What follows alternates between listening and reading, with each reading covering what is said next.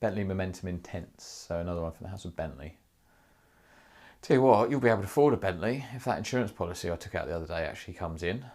If anything happens to me, you're going to be sorted, love. If you're going to be mate, I'll tell you, you won't have to worry about anything. I won't be working again. Ridiculous. I need something to do, something like that for you, I tell you. Oh, by the way, that steak that you cooked for me earlier, what was that sauce that you was putting on it? Because it tasted funny. And now my stomach really, I don't think it agreed with me. My stomach feels dodgy. It feels like cramps.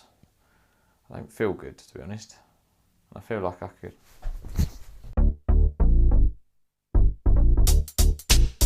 Word to your mother. My name's Steve. This channel is FRAG30 and thanks for tuning in. As always, you know I love each and every one of you for doing so. Well, most of you. Today's fragrance, as you've probably garnered from the intro and from the title, is going to be Bentley Momentum Intense. Now, I was really curious to try this one. It was a blind buy, but this fragrance has had so much hype because it gets compared to CH Men, which I must confess I don't think I've ever smelt, which is weird, but not many places actually stock CH fragrances, so I've just not had a chance to smell it. So yeah, I was really intrigued. That from CH Men's got loads of hype, and Bentley Momentum Intense gets compared to it all the time, so it gets similar sort of hype and it's hella cheap. So I took a punt and it was a blind buy, so let's see what I thought to it.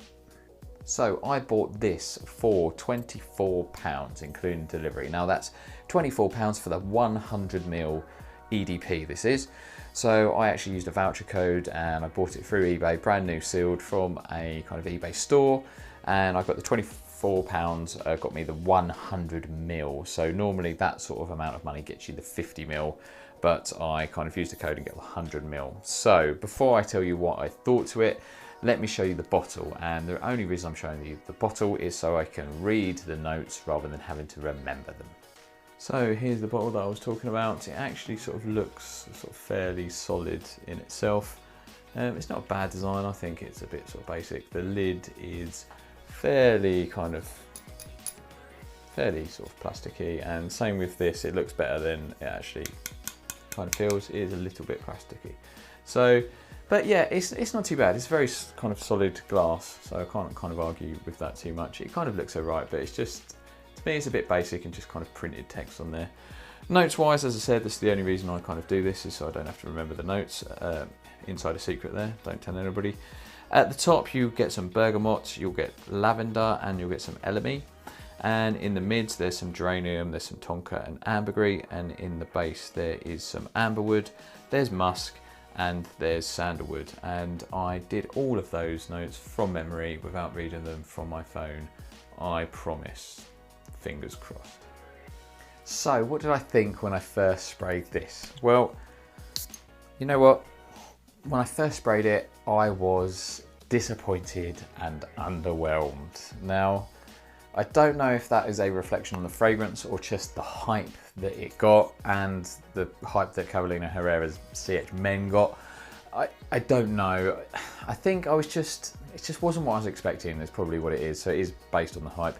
I think I was expecting something that was kind of rich, sexy, kind of something that I just instantly loved, like I did when I first smelled Armani Profumo or Tom Ford's Noir Extreme, which just low at first sniff for me. I just loved it and I just had to have it. And that's what I was expecting from this, because CH Men gets so much kind of hype and people bum it so hard.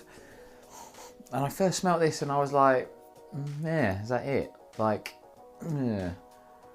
The opening just comes across as a bit cheap to me. So it was just kind of, it opens up with this sort of quite cheap, sweet smell that's a little bit spicy. But it does dry down. So after about 10 minutes, that cheapness kind of goes to me, and it smells a lot better. So when you do smell this, make sure you do let it dry down before you kind of make any judgments.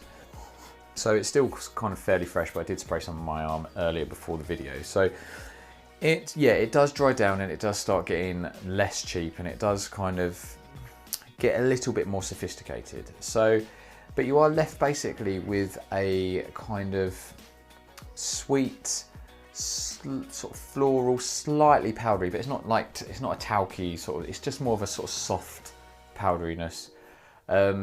fragrance that, and this actually has like a little bit of spice to it as well. So it's kind of, and it is a very solid, manly fragrance, but it's just a fragrance that kind of underwhelmed me, if I'm honest. It's a similar reaction that I got when I first smelt the one from D&G. Again, I recognised that it was a good sort of fragrance, but it just didn't excite me.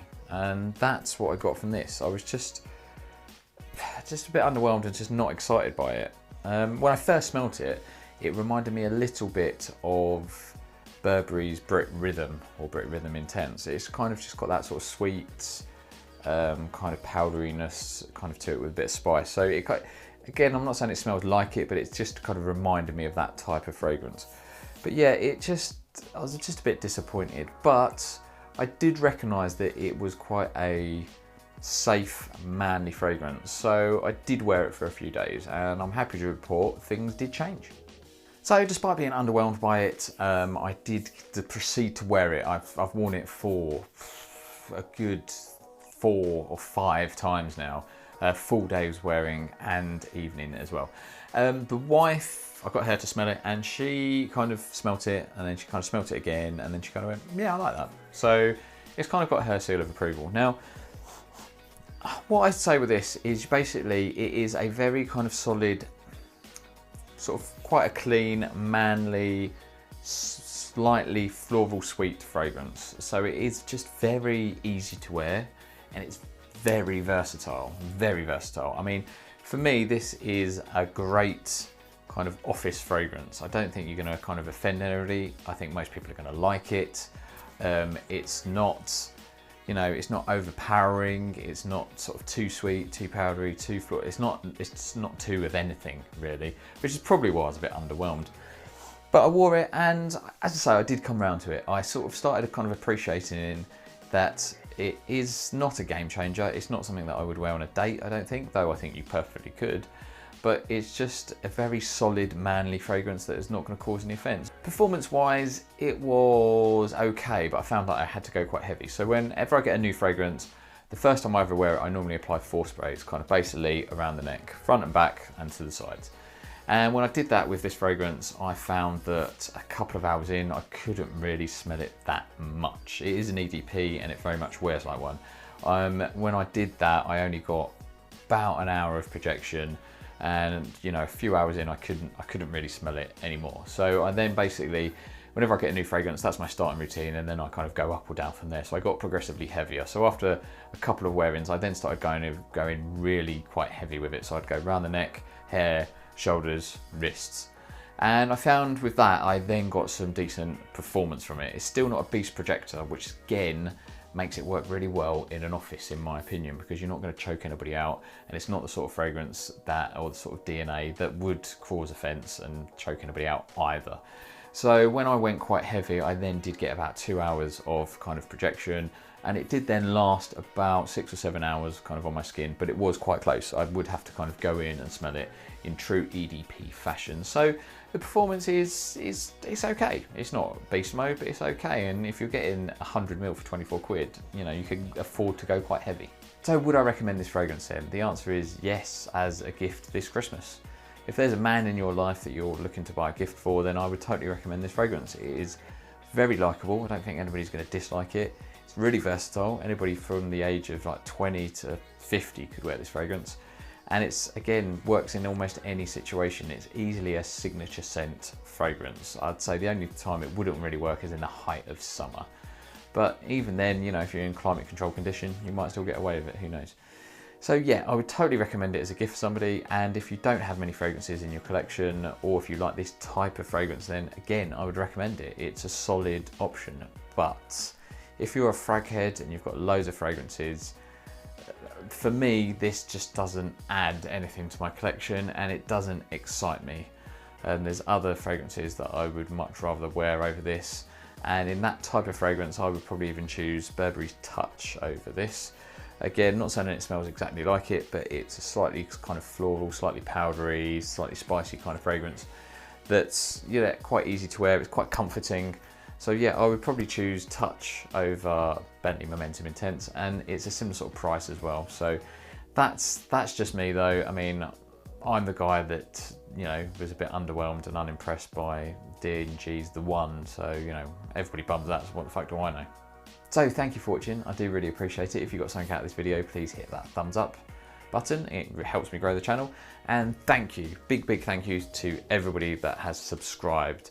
I recently went over the 2,000 subscribers mark, which is amazing. I was hoping to try and do that by the end of the year, and I've done it early, and I'm so humbled and so grateful to everybody that has subscribed. I really appreciate it, and thank you for all the kind of nice comments and sort of the support and love that you give to me. I genuinely don't deserve it. If you knew some of the horrible things I've done and some of the horrible things I think of, then yeah, you probably wouldn't hit the subscribe button. But thank you anyway, I do appreciate it. So that's it. I will see you for the next video. Take care, much love.